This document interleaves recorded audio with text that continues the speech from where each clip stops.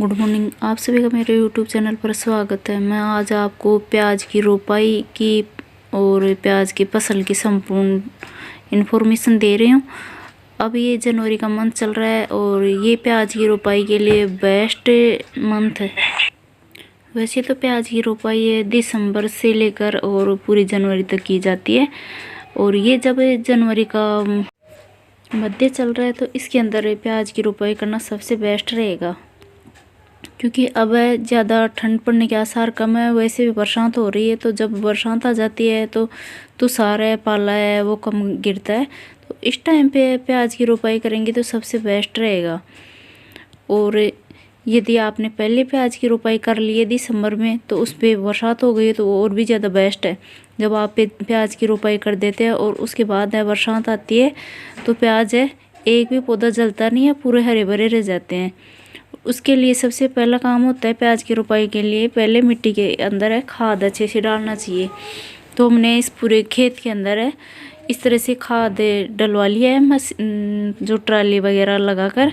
और जो बकरी वगैरह होती हैं, बकरी भेड़, इनकी जो मींगन होती है वो डलवा सकते हो, या जो मुर्गी की बीट होती है वो डलवा सकते हो, या भैंस गाय की जो गोबर होती है लगभग 6 मंथ से पहले की पुरानी खाद, वो कोई सी भी ले सकते हो। तो हमने इसके लिए ये मुर्गी की बीट है वो डलवाई है। ये फसल के लिए बेस्ट खाद रहती है। ये डालने के बाद आपकी फसल है लगभग 4-5 महीने या 3 महीने इसी तक चलती हैं फसलें, तो वहाँ तक ये खाद सफिशिएंट होता है फसल की ग्रोथ के लिए और अच्छी फुटान वगैरह के लिए।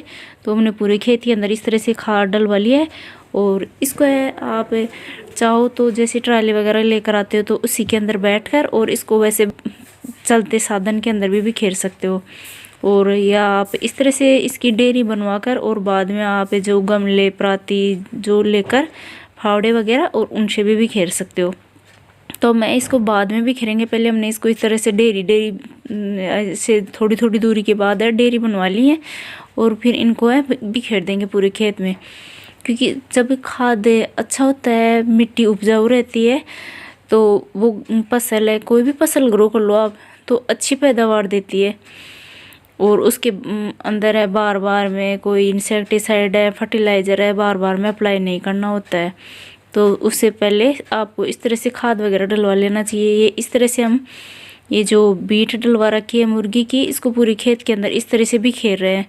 आपको बिखेरने का तरीका नहीं आता है तो इस तरह से बिखेर सकते हो, जैसे आप इस तरह से गमले भर सकते हो और फिर उनको गमलों को ऐसे छिड़काव कर सकते हो हाथ में पकड़कर, और पूरे गमले का, जिसे पूरे समान मात्रा में आ जाएगा पूरे खेत के अंदर इस तरह से।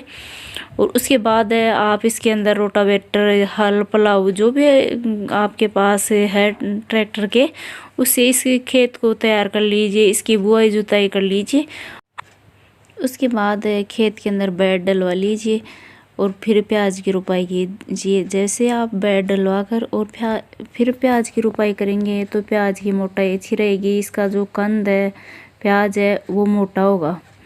और आप इस तरह से बिना यदि बेड बनाए डायरेक्ट पाटा फिरवा कर ज़मीन में और फिर ग्रो करते हैं तो आपकी मिट्टी थोड़ी जैसे चिकनी है या दोमट मिट्टी है और लाल मिट्टी है, जो अंदर है, जो इसका कंद है वो मोटा पड़ने वाली नहीं है, तो उसके अंदर आप ग्रो कर देंगे बिना बेड डलाए तो ये कंद है छोटा रह जाएगा, प्याज की मोटाई नहीं बन पाएगी। तो प्याज की मोटाई बढ़ाने के लिए इस तरह से पूरे खेत के अंदर बेड डलवाने चाहिए। पहले हमने इसके अंदर अच्छे से बुआई जुताई करवा कर और फिर इस तरह से बेड डलवा लिए हैं।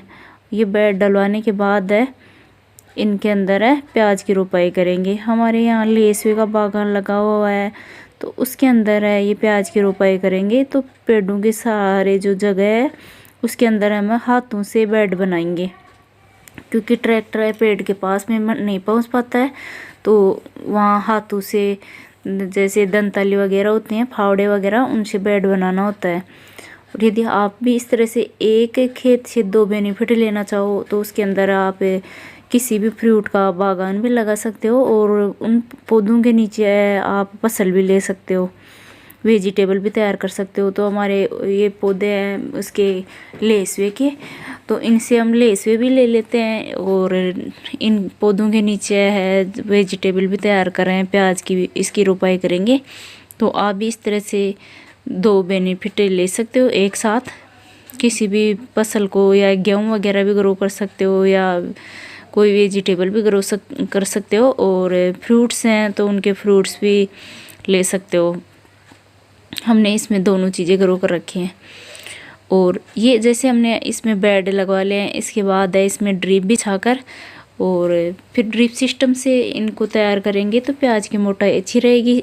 सभी जितने भी बेड डले हुए हैं उनमें समान मात्रा में पानी की सिंचाई होगी और जो इसका कंद है वो भी समान होगा। यदि हम इसके अंदर है फर्टिलाइज़र है, इंसेक्टिसाइड है, कोई भी कुछ भी चढ़ाएंगे ड्रिप की मदद से तो वो समान मात्रा में इनमें चला जाएगा, जिससे इनकी ग्रोथ अच्छी हो जाएगी। ये हमने अब यहाँ प्याज उखाड़ लिए हैं, ड्रिप वगैरह सब सेट कर दिया है पूरे खेत में और अब इस प्याज की रोपाई करेंगे।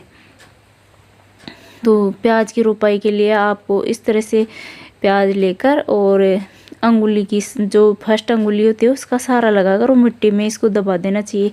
इसके लिए थोड़ी मिट्टी है, जैसे ये मिट्टी थोड़ी सॉफ्ट होनी चाहिए, जैसे बोलते हैं बलुई मिट्टी होनी चाहिए। जो बलुई मिट्टी होती है उसके अंदर प्याज की मोटाई अच्छी रहती है और इसको ग्रो करना भी ईजी रहता है। और सूखी मिट्टी होनी चाहिए, जैसे गीली मिट्टी हो जाती है उसके अंदर इसकी रोपाई करना थोड़ा मुश्किल रहता है। तो जब बरसात नहीं आई हुई हो, साफ सूखी मिट्टी हो, उस टाइम पे इसकी रोपाई करनी चाहिए, जिससे ये लगाना ईजी रहता है। हम ये इस तरह से इसकी रोपाई कर रहे हैं, आप देख सकते हो, इस तरह से लेकर और इसे अंगुली के सहारे से इसको इसके अंदर ऐसे रोप देना चाहिए। और फिर इसके अंदर है पूरे जैसे खेत में आपने रोपाई कर दी है उसके बाद इसमें सिंचाई कर सकते हो।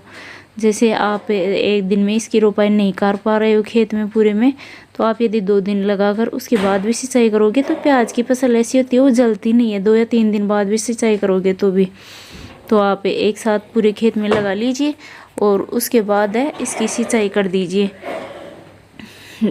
तो भी आपकी फसल है बिल्कुल हरी भरी रहेगी। ये प्याज की रोपाई होती है हमारी। तो यहाँ खेत के अंदर है, बरसात आ गई है और इसमें सिंचाई की भी ज़रूरत नहीं पड़ी है। ये देख सकते हो पूरे खेत के अंदर लगते ही बरसात आई है और ये अब जैसे हमने ग्रो किए हैं वैसे के वैसे हरे भरे रह जाएंगे। अब ये छोटे पौधे हैं तो इतने गहराई से दिखाई नहीं दे रहे और ये जब इनका फुटान होगा लगभग 10 दिन लग जाएंगे इनको वापस ऐसे दिखाई देने में बिल्कुल हरे भरे होने में। तो ये इस तरह से देख सकते हो। और यदि आप भी ग्रो करना चाह रहे हो प्याज की फसल तो अब ग्रो कर दीजिए और ग्रो करने के लगभग 15 दिन बाद है इसमें निराई गुड़ाई करना स्टार्ट कर दीजिए। और बीच में आप इसके अंदर चाहो तो जो लकड़ी की राख होती है उसका स्प्रे कर सकते हो, छिड़काव कर सकते हो हाथों से, जिससे इनका फुटान अच्छा होगा और इसके ऊपर है कोई फंगस वगैरह भी नहीं आएगी, कोई डिजीज नहीं लगेगी। ये इन्फॉर्मेशन आपको अच्छी लगी हो तो मेरे वीडियो को लाइक करना, शेयर करना। अभी तक मेरे चैनल को सब्सक्राइब नहीं किया तो सब्सक्राइब ज़रूर कर लेना, बेल आइकन प्रेस करना, जिससे आपको मेरे नए वीडियो की नोटिफिकेशन मिल सके। और मेरे वीडियो को शुरू से एंड तक देखने के बाद आपको पूरी फसल का नज़ारा दिखाई दे गया होगा कैसी लगी है फसल। और कमेंट करके ज़रूर बताना कैसा लगा ये वीडियो। और अभी तक आपने ग्रो नहीं किया तो ये फसल आप ग्रो कर दीजिए, क्योंकि ये जो प्याज की फसल है ग्रो करने का बेस्ट टाइम है। ना ही इसमें ज़्यादा अगेती फसल रहेगी और ना ही ज़्यादा पछेती। यदि आप बाद में ज़्यादा ग्रो करोगे तो पछेती फसल होगी और जो प्याज का कंद है वो मोटा नहीं बन पाएगा, प्याज की मोटाई नहीं बढ़ पाएगी। इसलिए आप इसको अभी ग्रो कर दीजिए, सबसे बेस्ट टाइम है। और वीडियो शुरू से एंड तक देखने के लिए थैंक यू।